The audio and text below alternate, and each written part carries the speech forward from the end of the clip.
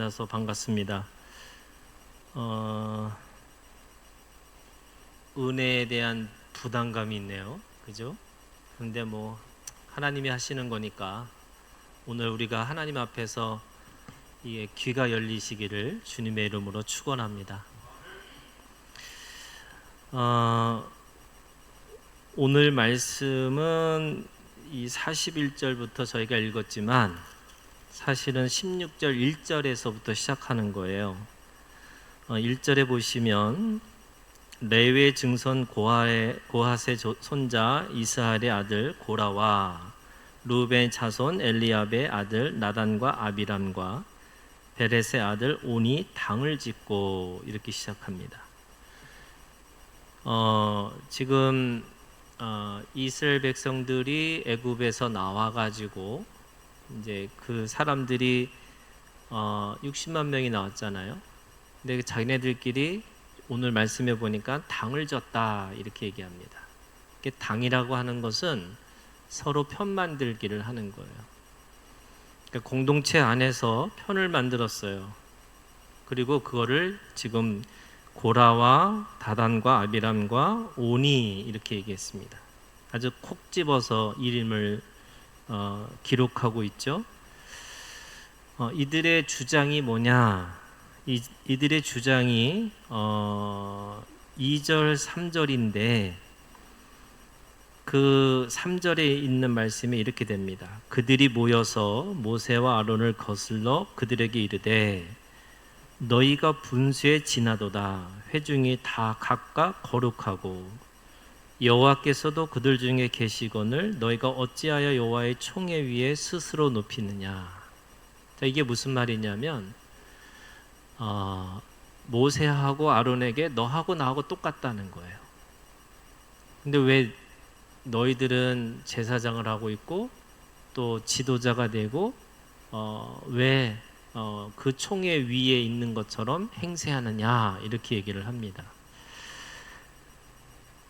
그랬더니 모세가 또 얘기를 해요. 7절에 있는 말씀에 보면 내일 여호와 앞에 그 향로에 불을 담고 그 위에 향을 둬라. 그때 여호와께서 택하신 자는 거룩하게 되리라. 레위 자손들아 너희가 너무 분수에 지나치니라. 분수에 지나치다. 이 말은 뭐냐면 그들은 너하고 나하고 똑같으니까 네가 하든 내가 하든 내가 지도자 하든 너가 지도자 하든 상관없지 않느냐 이렇게 얘기를 했더니 모세가 너무 분수에 지나치다 이렇게 얘기하는 거예요. 그러면서 9절에 이렇게 얘기합니다. 이스라엘의 하나님이 이스라엘 회중에서 너희를 구별하여 자기에게 가까이게 하사 너 여호와의 청막에서 봉사하게 하시며 회중 앞에 서서 그들을 대신하여 섬기게 하심이 너희에게 작은 일이겠느냐. 자, 고라 자손도 1절에 보시면 레위 자손이에요. 그러니까 레위 자손은 성전과 이 제사를 지내는 일에 함께 참여하는 자예요. 그럼에도 불구하고 그들은 뭐가 되고 싶은 거냐면 이 모세와 아론처럼 제사장과 대제사장이 되고 싶은 거예요. 그것에 대해서 모세는 분수에 지나치다 이렇게 얘기하는 거고, 그 다음에 너희들이 하고 있는 일이 결코 작은 일이 아닌데 왜 비교하고 경쟁하면서 왜 그거를 요구하느냐, 지금 그 얘기를 하고 있는 겁니다. 그랬더니 지금 하나님께서 이 모세의 기도를 들으시면서 그들을 심판하시기 시작해요. 그 심판이 어디서 나오냐면 지금 이 향로를 가지고 온 사람들, 이게 250명이에요. 그래서 20절에 보시면 여호와께서 모세와 아론에게 말씀하여 이르시되 너희는 이 회중에게서 떠나라. 내가 순식간에 그들을 멸하러 하노라 하시면서 그들을 멸하셨다. 불로 멸하신 거예요. 그러고 나서 그러니까 지금 250명이 죽었어요. 그러고 나서 또 무슨 일이 있었냐면 갑자기 또 그들 속에서 지금 오늘 우리가 읽은 이 말씀을 보면 이 35절에 불살라서 죽였어요. 그랬더니 오늘 41절이 시작하는 거예요. 그러니까 지금 16장 전체에서 지금 이 이야기들이 계속 이렇게 점점 더 발전되고 있는 거예요. 사람들이 250명이 죽었으면 사람들이 깨달아야 되는 거거든요. 아, 내가 지나쳤구나.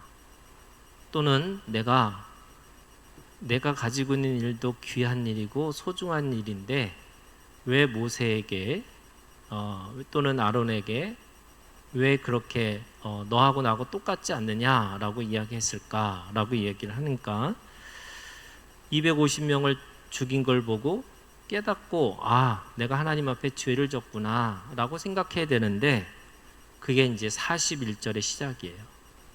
오늘 우리가 읽은 본문의 말씀입니다. 이튿날 이스라엘 자손의 온 회중이 모세와 아론을 원망하여 이르되 너희가 여호와의 백성을 죽였도다. 하나님의 심판인데 오히려 그거를 지금 모세하고 아론에게 뒤집어 씌우는 거예요. 누가? 그 회중에 있는 모든 무리들이.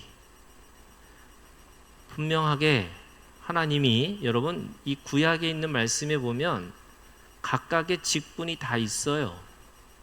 그리고 그 직분을 행하는 일들을 다 기록했어요. 그러니까 뭐냐면 그 제사를 드리고 그 제사에 누가 참여하고 어떤 자손이 참여하는지를 다 기록하고 있다는 거예요. 그럼에도 불구하고 그들은 왜 똑같이 은혜 받았으니까 너하고 나하고 똑같은데 너는 더 중요한 일을 하고 있는 것 같고 나는 보잘것없는 일을 하는 것 같아 라고 생각이 들어서 그렇게 거역하고 나타났다가 죽음 가운데 250명이 한꺼번에 죽는 역사가 일어났는데 그러면 깨달아야 되는데 사람들이 너희들 때문에 죽었다. 모세와 아론 때문에 이 일이 발생했다고. 그리고 사람들이 몰려와서 지금 이 모세와 아론에게 지금 항의하고 있는 거예요. 그때 44절이에요. 여호와께서 모세에게 말씀하여 이르시되 너희는 이 회중에게서 떠나라. 내가 수식간에 그들을 멸하러 하노라 하심에 그 두 사람이 엎드리니라. 이렇게 돼 있어요. 그러니까 하나님이 지금 모세하고 아론보다 죄송합니다. 누가 더 열받았냐면 하나님이 더 열받으셨어요. 아니 250명을 쳐서 죽였으면 깨달아야 되는데 돌아서야 되는데 사람들이 얼마나 강팍하냐면 이 모든 일은 모세하고 아론 때문에 일어났다 이렇게 생각을 하는 거예요. 그러니까 하나님이 어떻게 하셨어요? 46절에 이에 모세가 아론에게 이르되 너는 향로를 가져다가 제단의 불을 그것에 담고 그 위에 향을 피워가지고 급히 회중에게로 가서 그들을 위하여 속죄하라. 여호와께서 진노하셨으므로 연병이 시작되었습니다. 연병이 뭐예요, 여러분? 전염병이잖아요. 그 당시 구약에 있는 말씀에 보면 연병은요, 그 공동체에서 이게 격리돼야 되는 사람들이에요. 그리고 그 연병은 전염병이잖아요. 그러니까 그 병은 순식간에 번져가지고 모든 사람들을 죽일 수 있는 그런 병이에요. 그러니까 얼마나 죽었냐면 49절에 보시면은 14,700명이 죽었어요. 250명을 죽어서 깨달아야 되는데 14,700명이 그 연병 때문에 죽었다. 이게 하나님의 진노였죠. 하나님의 분노였어요. 그 모세와 아론을 거역하는 것을 통해서 나타나는 사건이었어요. 자, 여러분 이게 이제 어떤 거냐면 여러분들이 만약에 모세하고 아론이었으면 여러분들의 마음이 어떤 마음이었을까요? 뭐 안타깝지만 아유 할 수 없구나. 거봐 나를 치면 너 당한다. 뭐 이렇게 협박할 수도 있는 거잖아요. 여러분 우리 그런 말 많이 들었잖아요. 권위자한테 거역하면은 하나님이 심판하신다. 이게 이제 고라의 죄, 오늘 이 본문의 말씀처럼 그렇게 되어지는 거잖아요. 근데 여러분 우리가 성경을 잘 보면 모세와 아론은 자신의 권위를 가지고 그 죽음을 당연하게 여기지 않았다는 거예요. 오히려 오늘 말씀에 보면 지금 오늘 말씀의 제목이 이런 거예요. 여러분 48절에 그 아론이 그 향로를 가지고 죽은 자와 산 자 사이에 섰을 때에 이렇게 돼 있어요.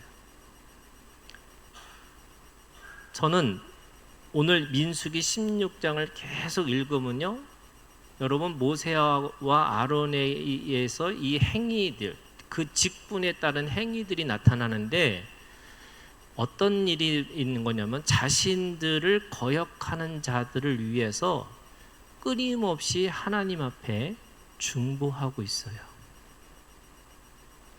그리고 중보할 뿐만 아니라 오늘 죽은 자와 산 자 사이에 섰다라고 하는 바로 이 아론의 이 마음 또는 모세의 이 마음, 저는 오늘 이 말씀이 오늘 여러분들 우리들의 마음이 되기를 주님의 이름으로 축원합니다. 여러분 우리 코로나19를 경험했잖아요. 그러면 코로나19 누가 코로나 걸렸어요. 그럼 어떻게 해야 돼요? 제가 저희 집에 저희 아내가 코로나19가 걸려서 방 한 콘에다가 이렇게 혼자만 있게 해놓고 제가 한 이틀 동안 밥을 이렇게 전달하고 또 이렇게 뭐 애들도 돌보고 막 이러다 보니까 너무 힘들어요. 그래서 제가 어떻게 했냐면 우리 모두도 다 걸리자. 그래갖고 제가 나오라고. 그리고 한 사람씩 다 걸려가지고 그냥 우리 다 같이 일주이든 이주이든 같이 있자. 다 걸렸어요.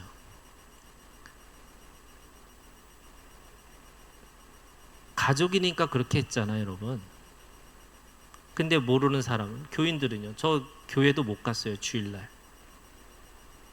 왜요? 제가 가면 저는 좋은데 그것 때문에 다른 사람이 그 전염병에 걸릴 수 있을 거라고 생각하기 때문에 가지를 못했어요. 근데 여러분 연병이 걸렸어요. 전염병이 걸렸는데 지금 아론이 어디로 가 있냐면 그 전염병에 걸려 있는 사람들 사이에 들어갔다는 거예요. 누구예요? 의사죠. 여러분 목사는 전염병 걸렸으면 피하는데 의사들은 어떻게 해요? 달려가죠. 왜요? 병 고치려고요. 그러니까 지금 이 아론과 모세의 이 마음이 뭐냐면 이 죽은 자와 산 자 사이라고 하는 이 사이가 죽음과 생명이 왔다 갔다 하는, 사망과 이 생명이 왔다 갔다 하는 그 사이에 서 있는 자가 누구예요? 직분자라는 거예요. 그게 제사장이에요. 만약에 레위인이었고 고라였으면 그 제사장의 직분은 탐하지만 그 사람들은 절대로 그 사이에 설 수 없는 사람들이라는 거예요. 왜요? 여러분 거기에 이 지금 16장에서 계속해서 반복되고 있는 게 있어요. 지금 16장 1절에 고라와 다단과 아비람과 온이라고 하는 이 사람들은 누구를 보고 있느냐? 모세와 아론을 보고 있어요. 그리고 뭐라고 그러냐면 자기보다 먼 위에 있다고 생각하는 거예요. 그러고 생각해요. 쟤하고 나하고 똑같은데 왜 나는 낮고 왜 쟤는 높을까? 지금 그 생각에 빠지니까 계속 누굴 보고 있어요? 모세를 보고 있고 아론을 보고 있어요. 그리고 누구한테 분노해요? 모세하고 아론한테 분노하고 있어요. 왜 당신은 우리를 죽이면서까지 왜 네 자리를 지키고 있느냐라고 원망하고 시비하고 거역하고 있어요. 근데 여러분, 모세하고 아론은 어디를 보고 있어요? 이 16장을 쭉 읽어보시면 모세와 아론은 뭐 하고 있냐면요, 하나님 앞에 달려가요. 하나님, 이게 뭐죠? 하나님, 이게 뭐예요? 그리고 그 하나님 앞에 뭐 합니까? 이 사람들 살려달라고 얘기를 해요. 지금 고라와 다단, 지금 이 사람들 다단과 아비람과 온이를 모르고 있는 사람들이 아니라 하나님을 통해서 지금 이 사람들이 가지고 있는 생명 하나하나에 대해서 지금 보고 있다는 거예요. 그래서 마지막까지 어디로 달려가요? 그 죽은 자와 산 자 사이에 그 전염병이 창궐하고 있는 그 사이에 서 있는 자로 서 있는 거예요.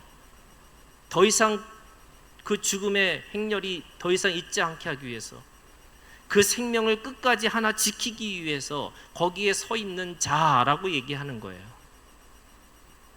자, 여러분, 이게 무슨 말이에요, 여러분? 여러분, 이 아론과 이 모세와 아론이 누구예요? 목사님이에요? 천만의 말씀. 하나님은 우리를, 모든 사람들, 그리스도인이라고 하는 사람들을 왕 같은 제사장으로 부르셨어요. 여러분, 아멘 하세요? 모세와 아론이 누구예요? 여러분, 그리스도를 믿는 사람들에게 하나님은 왕이고 네가 제사장이라고 그렇게 우리를 부르셨다고요. 그러면 여러분, 하나님 앞에서 어떻게 해야 돼요? 여러분, 이걸 로마서 1장은 이렇게 표현하고 있어요. 은혜와 직분이라는 거예요. 하나님 앞에 우리가 구원받은 자예요. 그런데 그 구원받은 자에게 뭐가 있어요? 하나님의 사명이 있다는 거예요. 책임이 있다는 거예요. 비교하고 경쟁해서 누군가에게 뭐가 맞냐 틀리냐를 따지고 살아가는 인생이 아니라, 하나님이 오늘 이곳에서 내가 이 시대에 하나님이 나를 부르신 하나님의 사명이 있다는 거예요. 그래서 뭐해요, 여러분? 여러분, 내 위에 있는 사람, 내 밑에 있는 사람 보지 말라는 거예요. 누굴 봐요? 하나님을 보고 하나님이 나에게 주신 뜻과 소원과 목적이 무엇인지를 찾으셔야 돼요. 은혜는 있는데 뭐가 없어요? 직분이 없어요. 사명이 없어요. 은혜는 있는데 그 은혜를 가지고 하나님 앞에 자신의 것에 대해서 늘 시기하고 질투하고 있어요. 여러분, 저는 성경에서 제일 안타까운 사람이 누군지 아세요? 사울 왕이에요. 하나님이 지극히 작은 그 족속 중에 한 사람, 베냐민 족속 중에 한 사람은 사울을 통해서 그 이스라엘의 초대 왕으로 세웠어요. 그러면 뭐 해야 돼요, 여러분? 왕 노릇해야 돼요. 그런데 왕 노릇 안 하고 뭐 했어요? 왕을 지키려고 노력하고 지키려고 하다 보니까 어떻게 하냐면 사람들의 평가가 중요한 거예요. 자신에게는 천천히고 다윗은 만만이에요. 그래서 어떻게 해요? 자기 왕의 권세를 가지고 지금 뭐 하고 있냐? 다윗을 죽이려고 하는 거에 애쓰고 살아요. 하나님이 다스리는 자라고, 네가 정복하고 살으라고 말씀하시는데 그거 안 하고 비교하고 경쟁해서 자신의 그 경쟁자를 어떻게 하면 죽일까? 다른 사람들의 그 칭찬과 다른 사람들의 평가가 무엇인가, 거기에 관심이 있어요. 그러다 보니까 어떤 일이 벌어져요?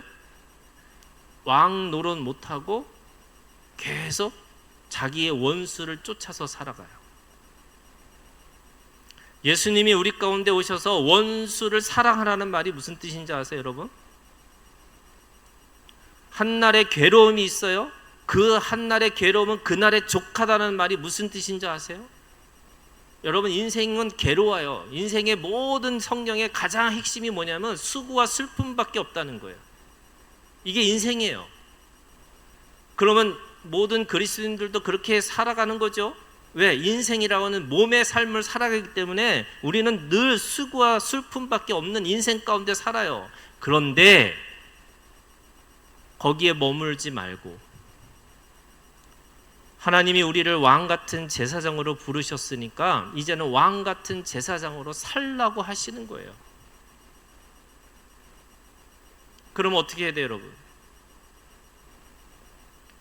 경계인으로 살아야죠. 죽은 자와 산 자 사이에서 여러분들의 사명을 감당하고 사셔야죠.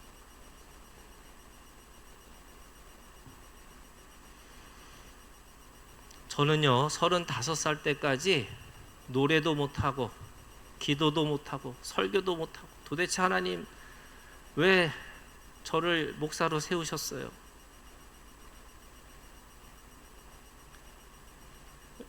저는 박치, 음치, 몸치거든요. 여러분 이게 얼마나 목사한테 치명적인 건지 모르시죠?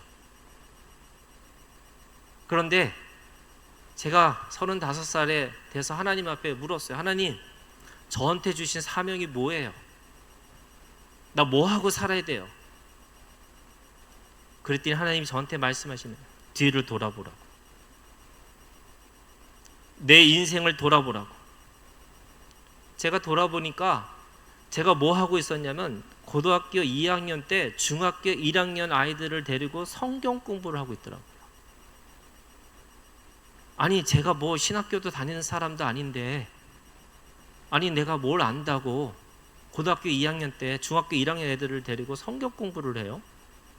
그리고 내가 지금 뭐 하고 있지? 그랬더니 그 미국에 있는 그 LA에 다이아몬드 바가 있어요. 거기에 마운색이라고 하는 대학이 있거든요.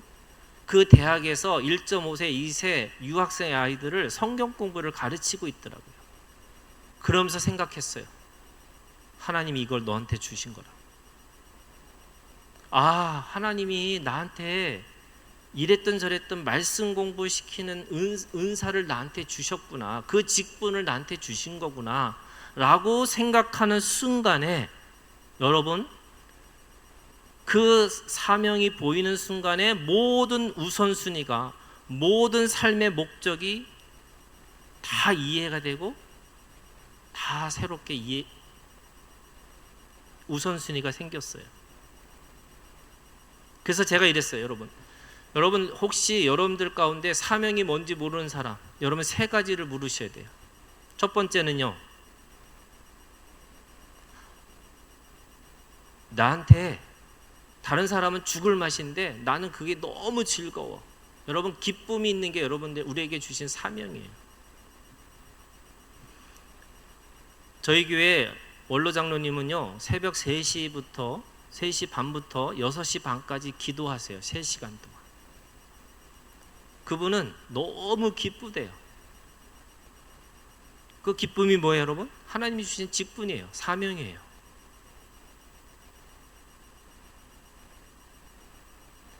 두 번째, 여러분, 무언가를 자꾸 하려고 하는데 자꾸 그것에 대한 부담감이 있어요. 어떤 사람은 절대로 보이지 않는 어떤 이 문제가 자기한테는 계속 그게 자꾸 부담감으로 오는 거예요. 내가 해야 될 것처럼, 내가 해야 될 일처럼. 여러분 그게 뭐예요? 사명이에요. 물어보셔야 돼요. 내가 정말 기뻐하는 일이 뭐지? 내가 정말로 다른 사람들은 다 지나가는데 나한테 걸리는 그 부담감이 뭐지? 이거 찾으셔야 돼요. 여러분 세 번째는요, 여러분, 하나님이 우리에게 인생을 살아가면서 주신 상처들이 있어요. 여러분, 그 상처가 우리에게 거룩한 사명이에요. 여러분, 이 말이 잘 무슨 뜻인지 잘 모르시겠죠? 저희 교회에 어떤 사람이 10억을 사업을 하다가 말아먹었는데 자기 죽을 것 같아요. 너무 힘들어서 자기 내가 왜 살아야 되는지 모르겠다고 막 너무 힘들어해서 제가 그 망한 사람한테 그랬어요. 우리 교회 집사 중에 4번 망한 사람이 있다고. 그래서 제가 그 4번 망한 사람을 소개시켜 줬어요. 그랬더니 그 한 번 망한 사람이 뭐라고 할까요? 야, 나는 한 번 망해갖고 죽을 것 같은데 저 사람은 4번 망해도 살아있구나. 상처가 뭐예요? 여러분, 능력이에요. 상처가 능력이라고요. 상처가 나에게 주신 사명이에요. 제가 19살 때부터 29살 때까지 운동권으로 살았어요. 근데 저는 제가 나중에 미국을 가서 하나님을 다시 인격적으로 만났을 때 제가 그 19살부터 29살 때까지 살았던 그 인생이 너무 부끄러운 거예요.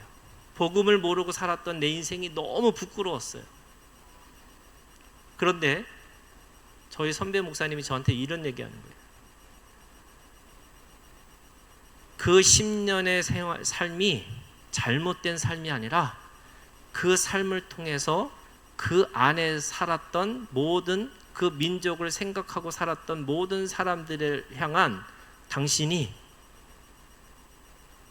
상처 입은 치유자의 역할을 할 수 있는 사람이라고. 그래서 저는요, 여러분, 운동권들한테 말씀 전할 때 더 잘 전할 수 있어요.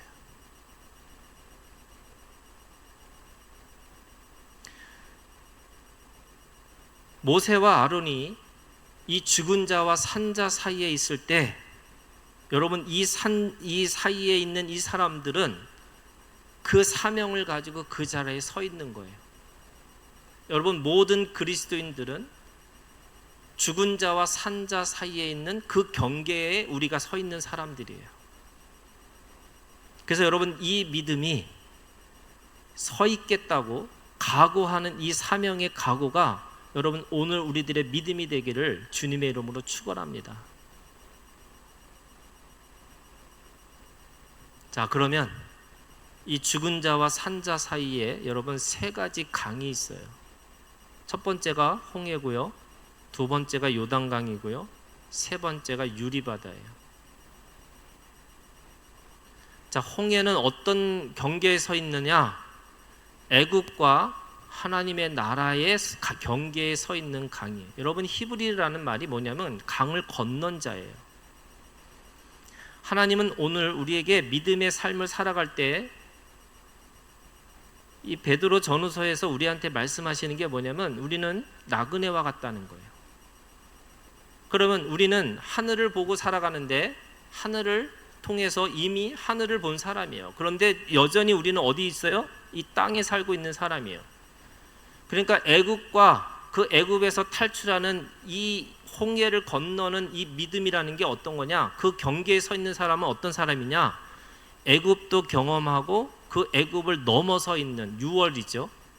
그 죽음을 넘어서 있는 자들의 삶을 알고 있는 사람들이에요. 근데 여러분, 홍해는 어떻게 건널까요? 홍해를 건너는 방법. 홍해 어떻게 건나요, 여러분? 우리 목사님한테 말씀 공부하셨잖아요. 홍해 어떻게 건나요, 여러분? 그리고 말이 없었더라, 이렇게 끝나는 건가요? 홍해 어떻게 건나요, 여러분? 믿음으로? 홍해는요, 아무것도 하지 않고 하나님이 하시는 것을 보고 기다리는 자예요. 기다리라고. 언제까지요? 그 바다의 물이 갈라질 때까지.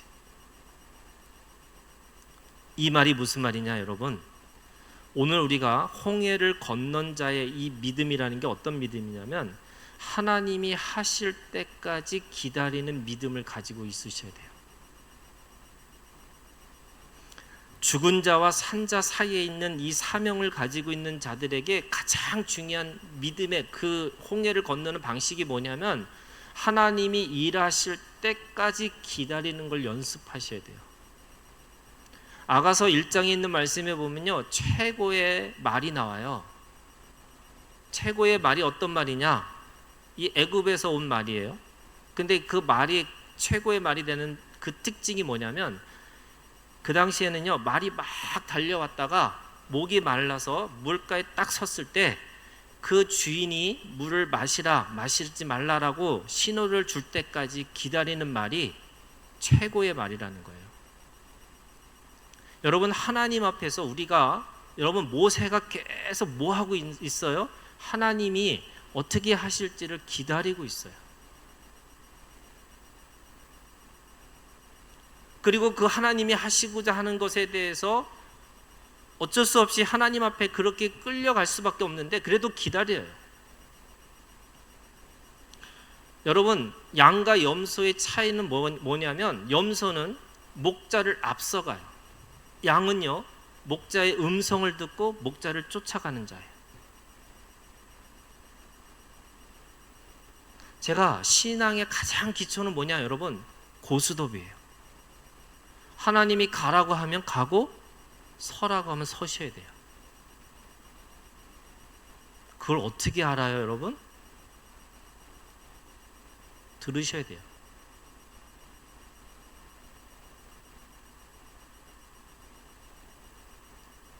가만히 있어 내가 하는 것에 대해서 보고 있으라고. 그게 홍해를 건너는 방식이에요. 그래서 홍해 이 애굽과 광야의 이 사이에 서 있는 사명을 가지고 있는 자들에게 있어서 최고의 믿음이 뭐냐면 기다리는 거예요. 하나님이 어떻게 하실지. 언제까지요? 언제까지요? 대답 좀 하세요. 언제까지요?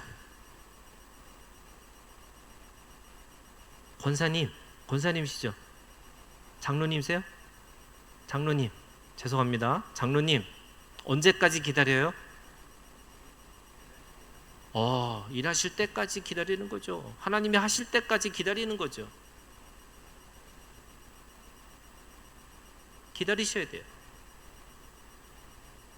요셉이 그 감옥에서 언제 나오예요? 시편에 있는 말씀이에요. 말씀이 응할 때까지 기다리는 거예요.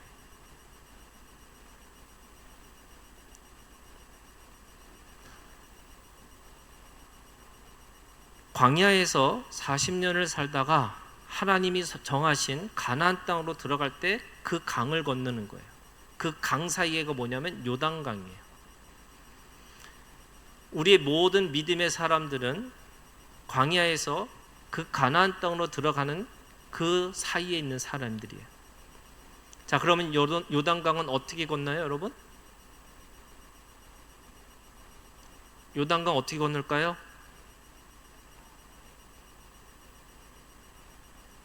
여러분, 요단강은 절대로 기다리면은 그 강은 멈추질 않아요. 그 강은요, 요단강은 법궤를 메고 가는 사람이 그 강을 밟는 순간에 흐르는 물이 쌓여요. 자, 홍해는 갈라지는 건데요, 요단강은 쌓여요. 언제요? 말씀을 가지고 밟을 때 그 강은 멈춰요. 그러면 이 말이 뭐냐? 이 요단강에 지금 광야와 가나안 사이에 있는 이 사이에 있는 사람들의 그 믿음이라는 게 어떤 믿음이냐면 여러분 말씀을 가지고 한번 살아보셔야 돼요. 말씀을 가지고 생명을 걸어보셔야 돼요. 그 말씀 때문에 내가 살 수 있다고 믿으셔야 돼요.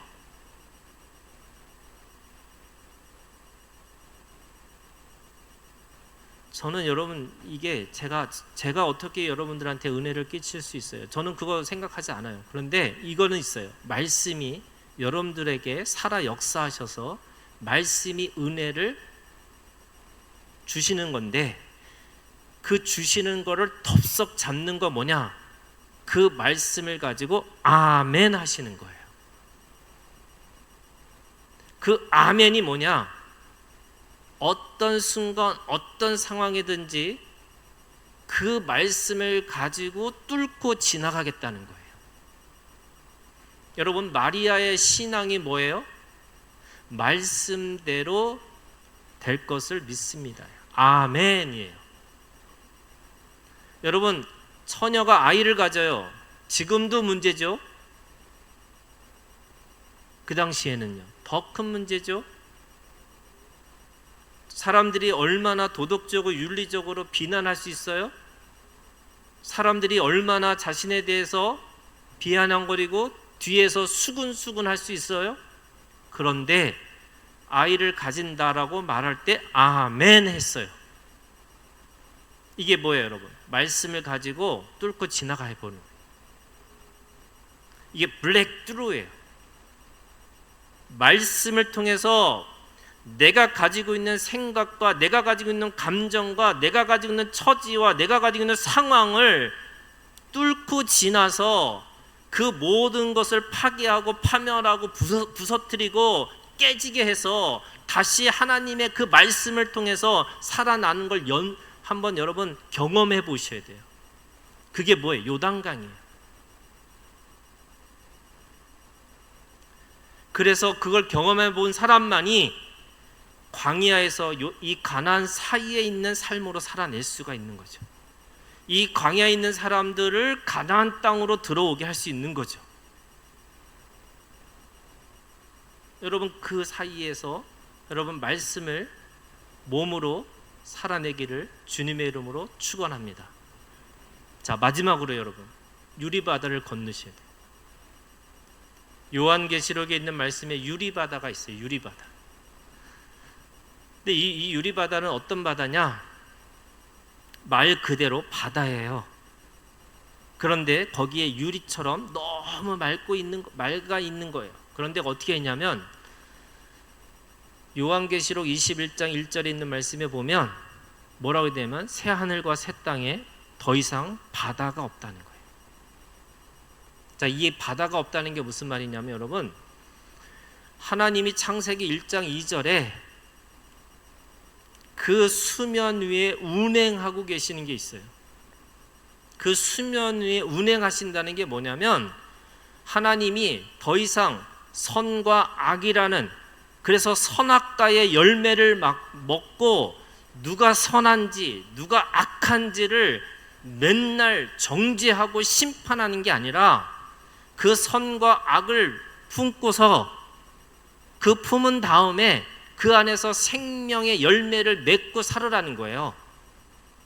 여러분 사람의 눈이 얼마나 날카로우냐면 선악과를 먹은 이 눈은 사람이 가지고 있는 문제, 사람이 가지고 있는 먼지, 사람이 가지고 있는 그 흙투성이를 너무 잘 알고 있다는 거예요. 그래서 뭐 해요? 정죄해요. 심판해요. 여러분 분별은 해야 돼요. 그런데 정죄는 뭐냐? 최종적인 분별이에요. 누가 해야 돼요? 하나님이 하시는 거예요. 그런데 사람이 하고 있어요. 그게 선악과의 열매예요. 다 자기가 하나님이에요. 다 자기가 뭐예요? 선이에요. 자기는 선이고 나머지는 다 뭐예요? 악이에요. 이게 사람이 가지고 있는 이 선악과의 나무의 열매예요. 그러니까 유리바다는 어떤 사람이 건너느냐? 선악과의 열매를 넘어서서 십자가의 열매를 먹고 그 십자가의 열매를 통과해서 생명나무의 열매를 먹는 사람이에요. 그게 누구냐면 선과 악이 아니고요, 생명이 있다는 거예요. 여러분 생명을 품고 사셔야 돼요. 저는 이거를 어떻게 했냐면 솔로몬의 그 지혜로운 재판이 있어요, 여러분. 여러분 진짜 엄마와 가짜 엄마가 있었어요? 그 진짜 엄마와 가짜 엄마를 어떻게 구별할까? 서로가 자기 아기라고 다 우겨요. 그런데 솔로몬이 뭐라고 그랬어요? 반을 잘라서 서로 나눠 가지라고. 그랬더니 진짜 엄마가 뭐라고 그래요? 내가 가짜라고. 근데 가짜 엄마는 뭐라고 그래요? 자르라고. 왜? 선악을 내가 반드시 내가 그것에 대해서 심판해야 되겠다. 그런데 진짜 엄마는 선이냐 악이냐 아니고 누가 옳고 그른 게 아니고 그 생명 때문에 자신을 스스로 뒤집어 써서 내가 가짜라고 얘기하는 거예요. 유리바다는요, 선악을 넘어서 있는 생명을 보시는 거예요.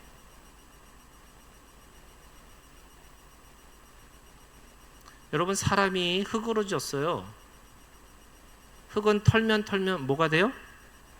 먼지예요. 털면 먼지 안 나는 사람? 한 사람도 없어요. 그러면 먼지 털지 말아야 되느냐? 털 수 있으면 털어야죠. 그런데 여러분, 예수 그리스도 안에서는 선악을 넘어서 있는 생명을 보셔야 돼요. 그래서 사망과 생명 사이에 서서 이 죽음 가운데 있는 이 선악과의 열매를 통해서 정죄하고 있는 사람들을 내가 가짜라고 말해서 그 생명의 길로 가게끔 서 있는 자가 누구예요? 왕 같은 제사장 그리스도인이에요. 여러분 여기까지 가셔야 돼요. 모세와 아론은 그 죽음 앞에 서 있어요.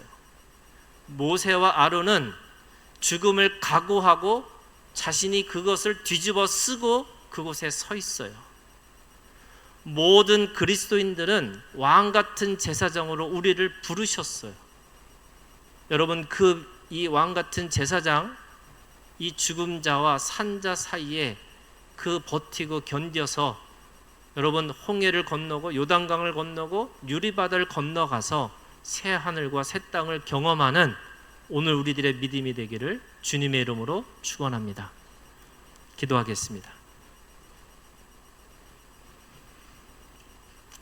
오늘도 우리에게 사명을 주시고 사명대로 살게 하셔서 그 사명의 능력을 가지고 살아갈 수 있도록 하나님 인도하여 주시옵소서. 오늘도 주님 앞에 그 사명의 하나님이 주시는 능력을 가지고 살아갈 때마다 오늘 살리는 자가 되게 하시고 또 품는 자가 되게 하시고 또 하나님의 그 사명을 다하는 자가 될 수 있도록 역사하여 주시옵소서. 예수님의 이름으로 기도합니다. 아멘.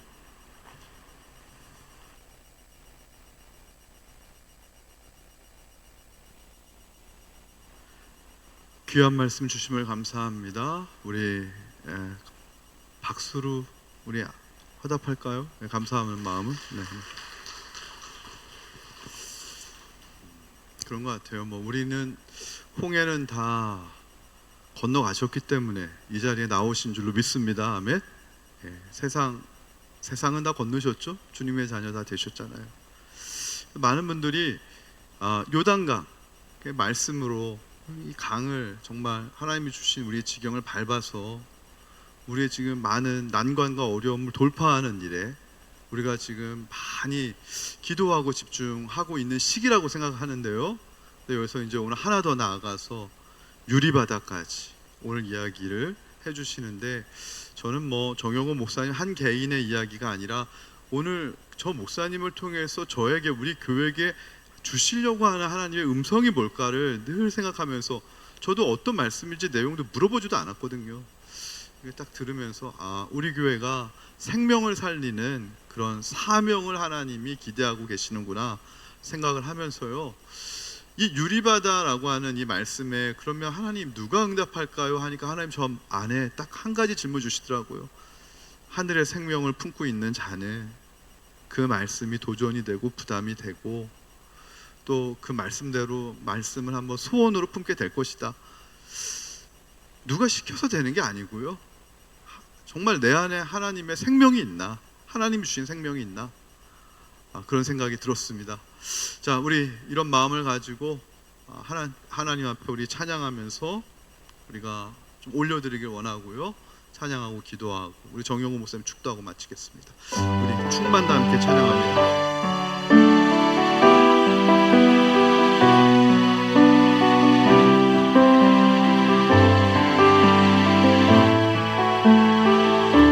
무명이어도 공허하지 않은 것은, 무명이어도 공허하지 않은 것은 예수. 난 만족합니다. 난 만족합니다. 가난하여도 부족하지 않은 것은 예수 안에 오직 나는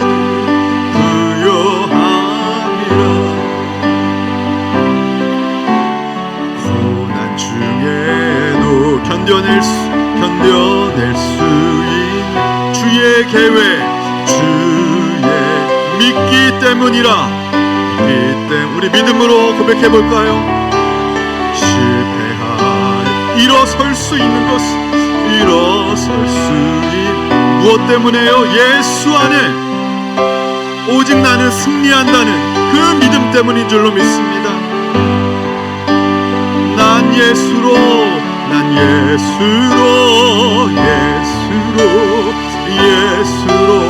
충만하네. 난 예수로 충만하네. 난 예수로 충만하네.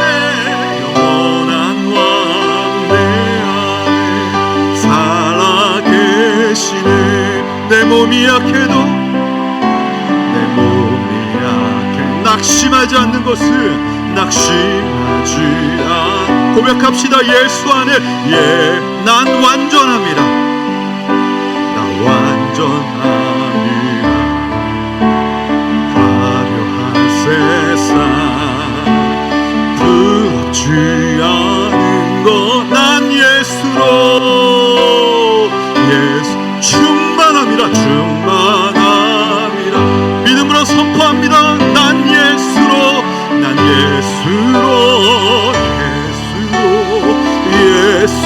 충만하네.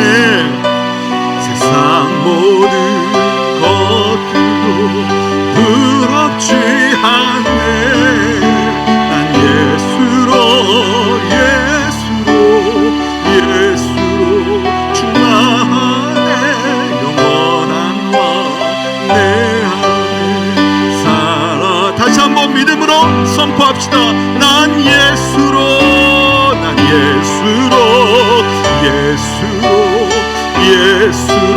충만하네. 세상 모든 풍파도 믿음으로 두렵지 않습니다. 선포합시다. 난 예수로 충만하네. 영원한 왕 내 안에 살아계시네. 아멘. 여러분, 그런 거 아세요? 고등학교 문제를 풀려고 노력하면 중학교 문제는 저절로 풀려버리더라고요. 여러분, 저는 오늘 말씀을 통해서 이런 마음이 들었습니다. 하나님, 요단강 건넌 후에 유리바다 건너게 해주세요. 여러분, 그것도 방법이지만 이왕이면 하나님, 내가 유리바다 건너게 해주세요 하면 요단강은 하나님이 당연히 건너는 그러한 우리의 실력과 그런 능력과 은혜를 입혀주시지 않을까, 그런 생각 들면서 하나님, 우리의 입술을 지경을 넘치고 우리의 교회의 하나님 지경은 하나님이 책임져 주시는데, 생명 살리는 교회, 생명 살리는 인생, 하나님께 칭찬받는 인생, 세 번째 유리바다 건너 처음 하늘과 처음 땅, 고통과 하나님 그 심판과 저주와 슬픔의 땅은 없어지고 그 바다는 없어지고 다시는 바다는 없어졌더라 하나님이 주시는 그 유리바다를 건너서 새하늘과 새 땅 영원한 생명으로 충만한 하나님 그러한 우리 인생 우리 교회 되게 해달라고 주님의 이름 한번 외치고 우리 다 함께 간절히 기도하길 원합니다. 주여 하나님 아버지 죽은 자와 산 자의 경계선에 섰던 우리 신앙의 선배들을 생각합니다. 수없이 많은 사람들이 죽어가는 아비규환 속에서 하나님 아버지 모세와 아론이 하나님 아버지 죽은 자들 사이에 하나님 살아있는 자로 서 있었습니다. 수없이 많은 전염병자들 앞에 하나님 아버지 그들의 영혼을 중보하는 향로를 피우며 섰습니다. 하나님 아버지시여 내 문제만 매몰되고 내 자녀의 문제만 매몰되는 그런 인생이 아니라 나의 선과 나의 하나님 아버지 악을 하나님 아버지시여 하나님 거기에 매여만 있는 인생이 아니라 세 번째 유리바다가 있음을 깨닫게 알게 하시고 하나님 홍해만 건너는 인생이 아니라 유리바다를 하나님 아버지 내 인생의 목표로 삼고 갈 때에 홍해는 하나님이 당연히 건너게 해 그리고 요단강은 하나님이 당연히 건너게 해주실 줄로 믿습니다. 하나님 유리바다 하나님 아버지 그 너머에 있는 나를 위해 죽으신 예수 그리스도의 십자가의 그 생명과 사명과 그 사랑을 하나님 아버지 다시 한번 부여잡고 식어진 마음 다시 뜨겁게 결단하는 하나님 이 시간 되게 하여 주시옵소서. 하나님 성령님 역사하여 주시옵소서. 모든 것을 주님께 맡기고 감사드리며 예수님의 이름으로 기도하옵나이다.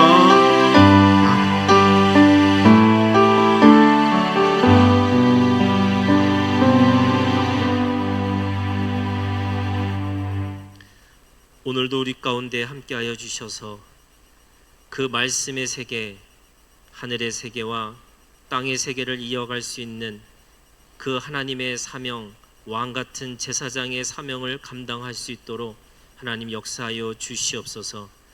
이제는 우리 주 예수 그리스도의 은혜와 하나님 아버지의 놀라우신 사랑과 성령님의 감화 감동 교통 교제하심이 죽은 자와 산 자 사이에 하나님의 사명을 감당하겠노라고 다시 한번 결단하는 모든 우리